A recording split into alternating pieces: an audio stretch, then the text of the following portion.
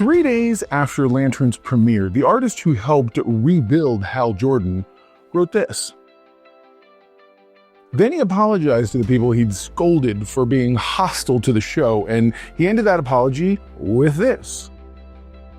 Same man, same day. And those statements look like they can't both be true. Then Sharik Hassan looked at Kyle Chandler and wrote, quote, "The actor that plays Hal Jordan did a solid job of portraying a person who's not just an Air Force veteran, but also someone who has held the mantle of Green Lantern of Earth for some time." That's not a defense of the costume. It's not even a defense of the amount of green light in the frame. He's saying he recognized the man. So, that's the question.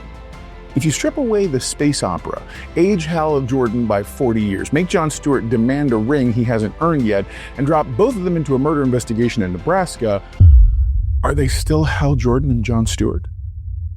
Because Lanterns changed almost everything people recognize first. Now, the file is whether it preserved what actually matters.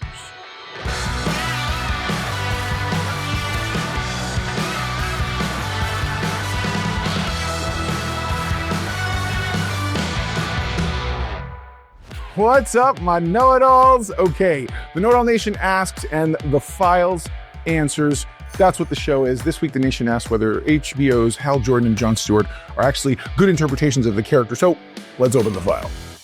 And yes, I'm still wearing the ring, because at this point, taking it off would look like I lost in the argument. Now, before we get into it, I need to put one piece of accounting on the record. Every audience comment in this file came after my episode 1 analysis. I'd already argued that the show had to make Green Lantern believable before it made him spectacular, and I'd already made the production case for the ring, the age difference, and the mentorship. What you did was way more useful for this file. You stress tested it. You found the parts of Hal and John that either prove the argument or break it. That's what we're putting on trial today. Because the easy version of this video is just me saying, I like the casting, and opening a stack of comics behind it. What you found gives us a harder question.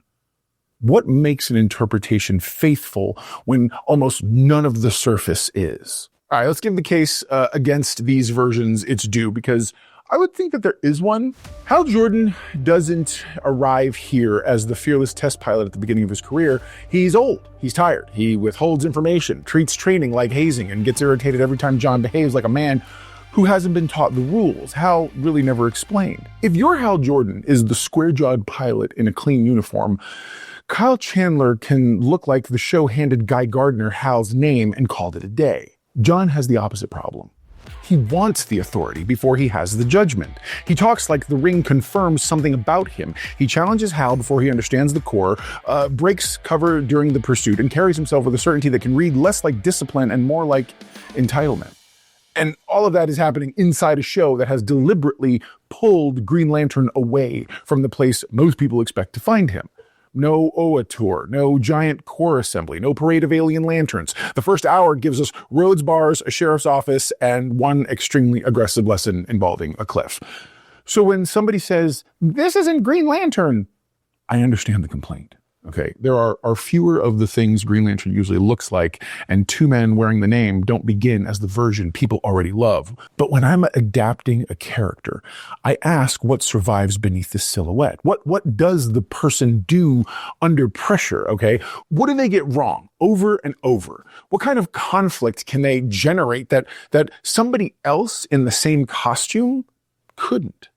Now, a costume can make the character immediately recognizable. Those decisions are the engine that determines whether the interpretation can really still move like the character. And once I used that test, the argument around Hal got a lot more interesting, because the part of this performance people keep calling wrong, it's the same part the comics have always had to protect him from. Light Spaceman caught the performance detail that unlocks this for me. Full comment, and I quote, "The writing is impressively good. It did feel real, but more importantly, it's still having fun with it. It's not rolling its eyes at the idea. People just react naturally and in different ways. I like the detail that Hal likes his fans. He could have been annoyed and jaded by people walking up to him. It makes you like him off the bat, even if he's abrasive. Hal's patient with the fans. He takes the photographs, understands why they're excited to meet him, and still enjoys some part of being that man in public. His irritation has a really specific target, the man the Corps selected to follow him. Every smile Hal gives a fan makes his treatment of John look less like simple exhaustion and more like a veteran protecting his position. Kyle Chandler told Kimberly Roots at TV Line that Hal initially treats John's training like something that will pass. John is tough, but Hal assumes he won't be able to figure the job out. Then Chandler says the quiet part out loud. Look, he's a threat. He's a threat to my identity, who I am, who I've been, who I want to be. The age choice gives Kyle Chandler a concrete conflict to play. Okay, John's arrival forces Hal to really imagine an identity beyond the job that has defined him for 40 years. And Hal would rather test the replacement than face the possibility that the replacement may be necessary.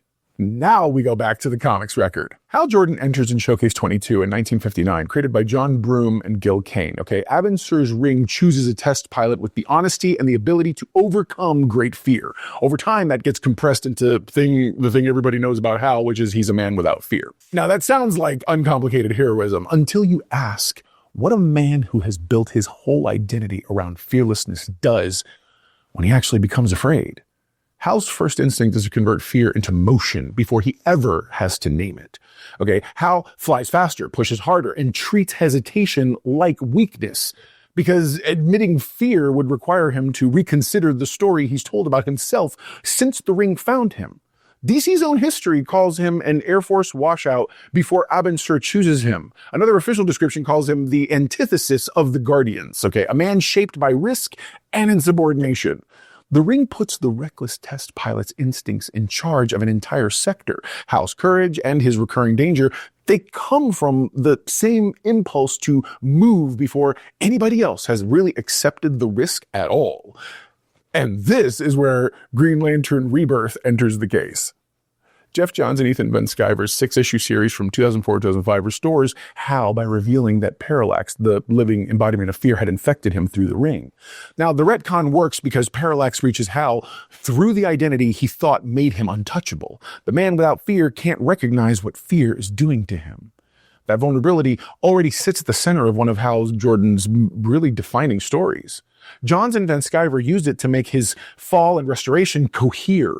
And HBO is now applying the same pressure to a man confronting age, succession, and the end of his authority.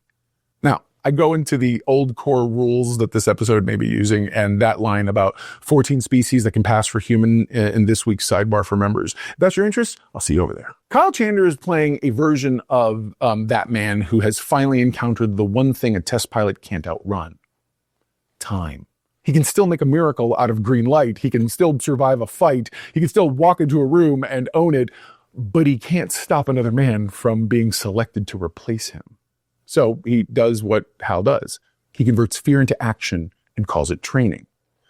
He withholds, he tests, he drives John off a cliff. He tries to prove the candidate isn't ready because that's easier than asking whether Hal is ready to stop.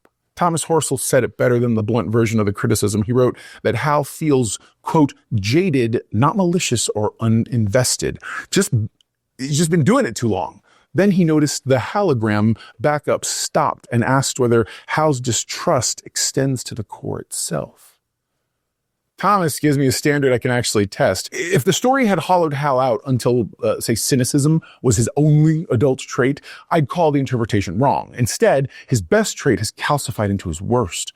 He survived by trusting his own will longer than he trusted anything else. And now, he can't tell the difference between experience and control. The age choice lets the season collect the bill on 40 years of Hal Jordan's personality.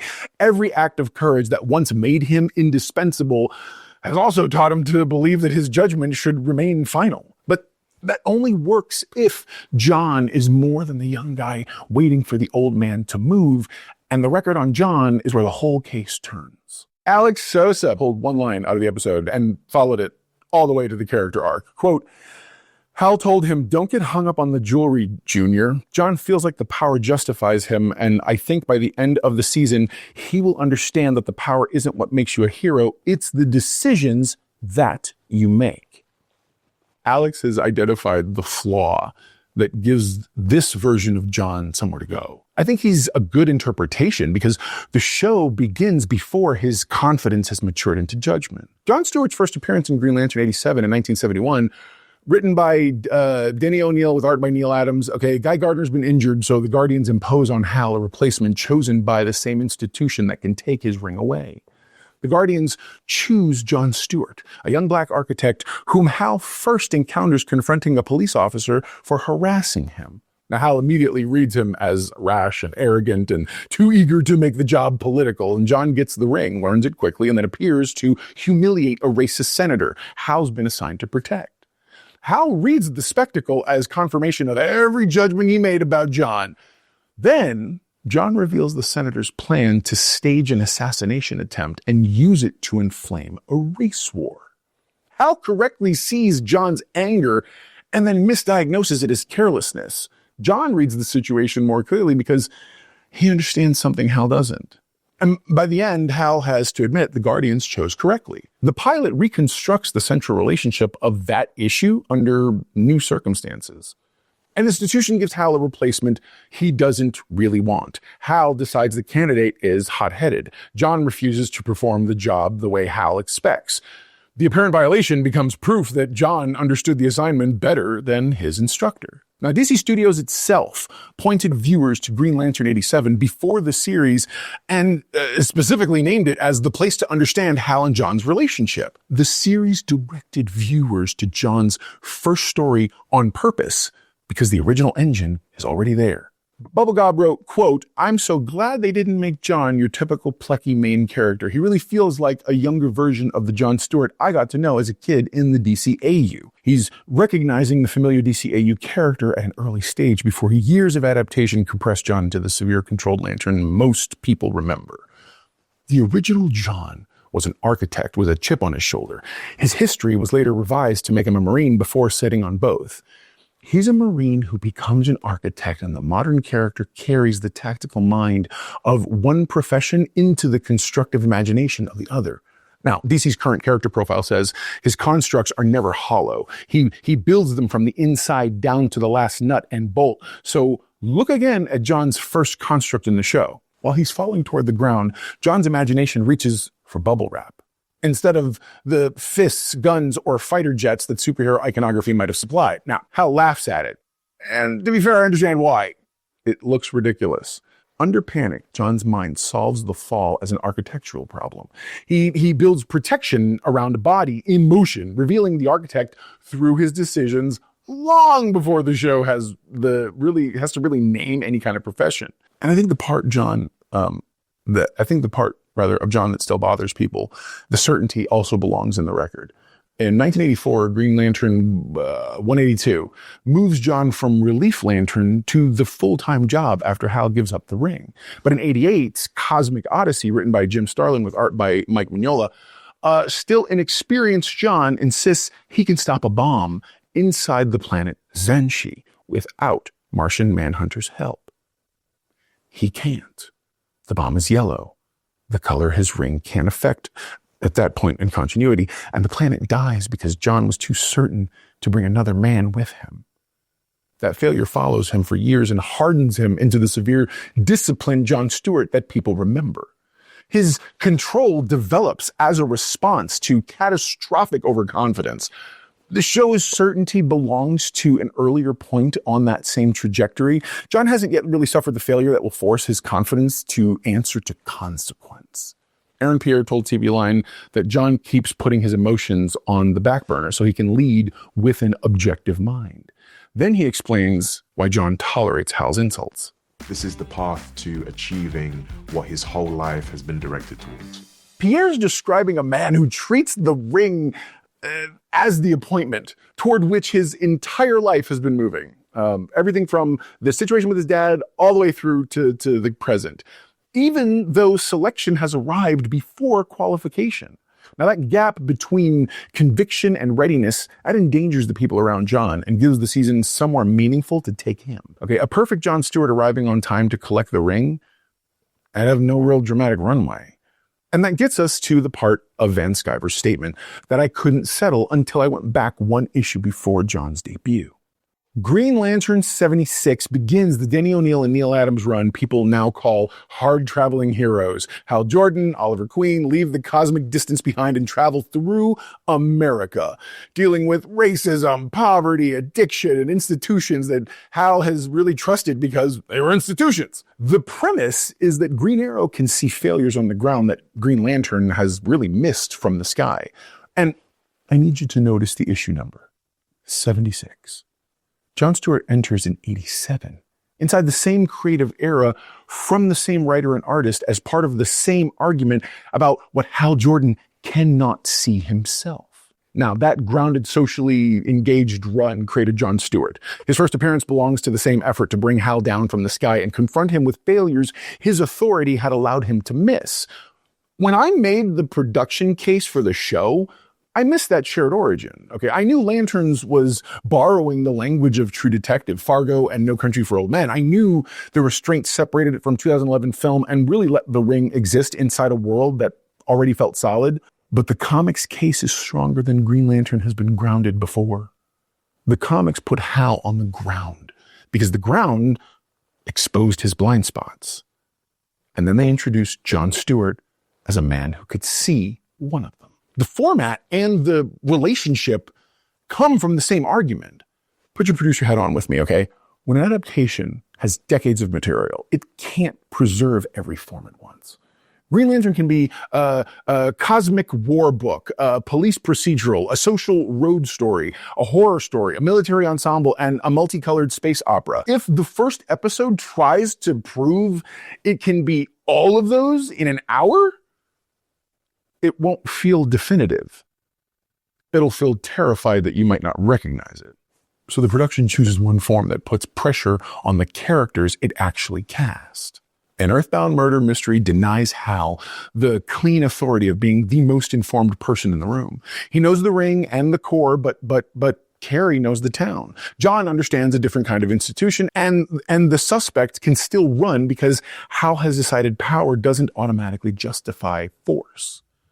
Now, the procedural makes judgment visible by treating the ring like a service weapon, whose use must be justified. Without that limitation, every physical problem becomes a question of why the writers have temporarily disabled the most powerful object in the scene without it ever really constructing a record of choice, okay? Hal makes a $20 bill for a jukebox because power has become ordinary to him. Bottom line, to answer that question right now, okay, John makes bubble wrap because power is still revealing him to himself, okay? Each small effect identifies the man using the ring without stopping the scene to announce the mythology. The Demon Lord wrote that the show felt like a less tropey Men in Black or a science fiction version of True Detective, then said something clicked, and now he wants to read more Green Lantern comics. The Demon Lord's response shows the detective form carrying Green Lantern mythology to somebody who wasn't already inside it.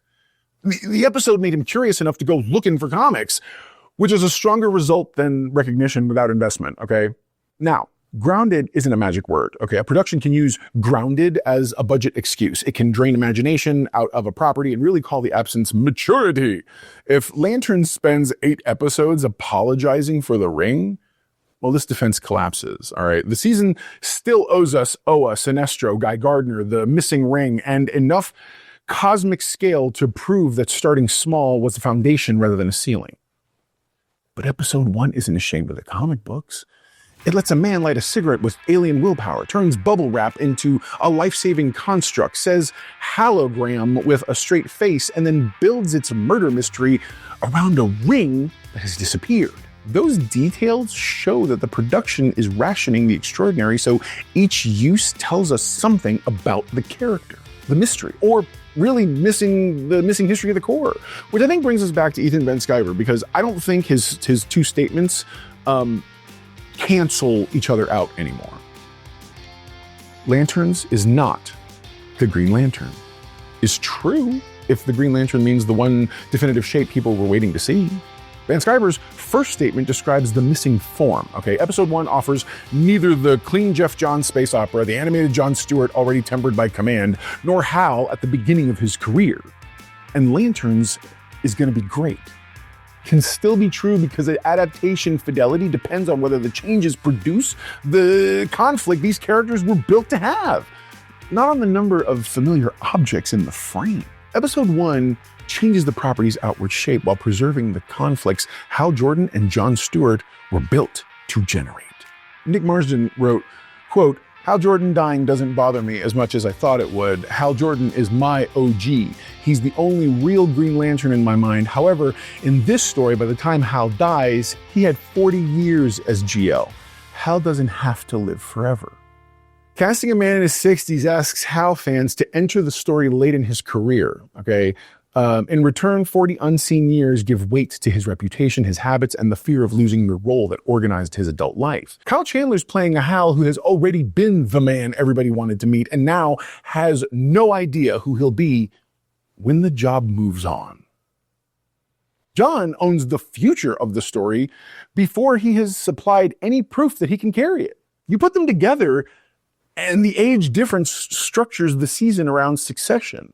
One man thinks experience entitles him to control it. The other thinks selection entitles him to complete it.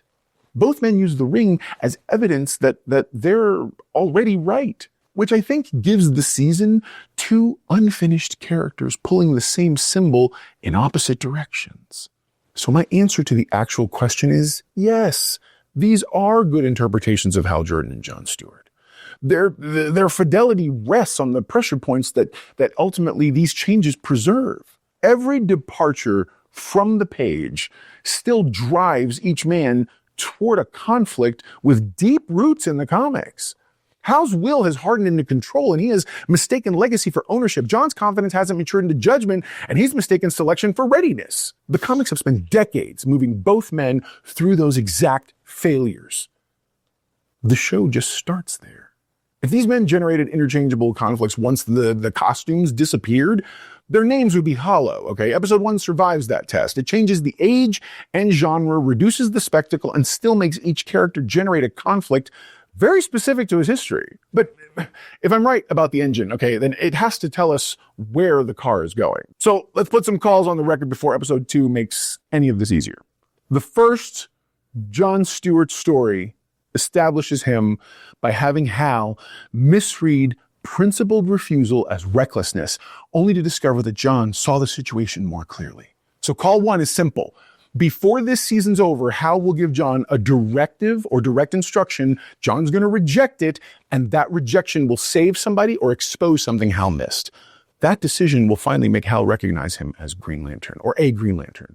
Hal's recognition will come when he finally understands why John's disobedience was correct. Bubble wrap is the preview. The season will give John one construct that announces the architect underneath the Marine.